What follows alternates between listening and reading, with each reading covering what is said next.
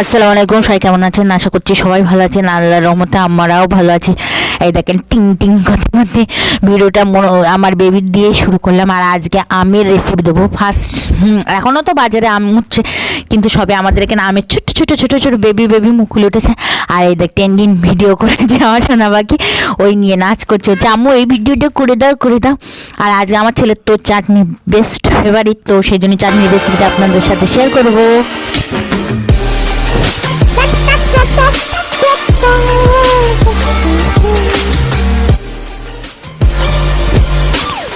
এই দেখেন দুটো কাঁচা কাঁচা আমটা বহুত টক।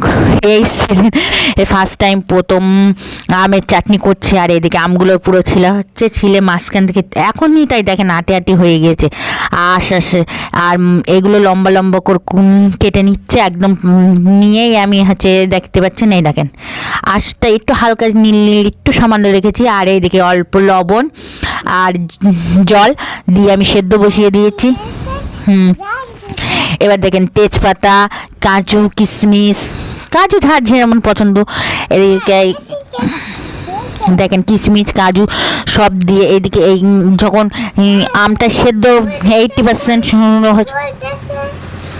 সেদ্ধ হয়ে গেছে, দিয়ে ভালো করে নেড়ে দেখেন ফুটে বলক উঠে গেছে। আমি আমটা জেলি মতন রাখবো, মানে ঘেঁয়ে দেবো না।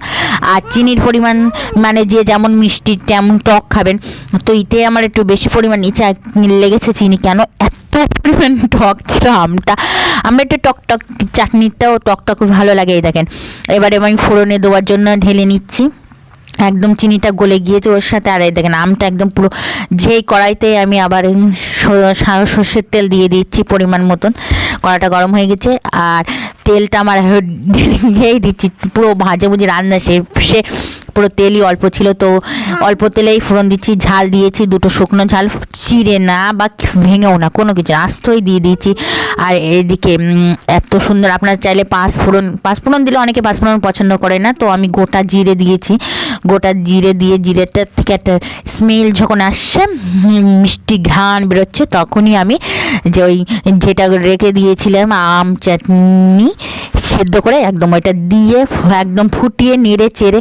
আর মাশাআল্লাহ এত সুন্দর খেতে লেগেছিল, সবার খুব পছন্দ হয়েছিল। আর আমার বেবির তো খুবই পছন্দ, কেন আমার বেবি তো যারা আমার ভিডিও দেখে তারাই জানে যে আমার বেবি মিষ্টি খেতে ছাড়া টক খেতে বেশি পছন্দ করে, স্পাইসি খেতে। আর ওর তো কত সুন্দর। আর এই দেখেন ফুটে একদম অল্প হয়ে গেছে জেলি মাশাআল্লাহ। এবারে আমি নামিয়ে সার্ভ করব। তো ভিডিওটা আছে এই পর্যন্ত। সবাই ভালো থাকবেন, সুস্থ থাকবেন, আজ ব্লগের সাথে থাকবেন, আমাদের জন্য দোয়া করবেন। খোদা হাফেজ, বাই বাই। আর শেষ পাতে তো চাটনি না হলে চলে না। বাই বাই, খোদা হাফেজ। স্কাইপ করেন দাদা, সবাই করেন, বেশি স্কাইপ। মোহাম্মদ নবী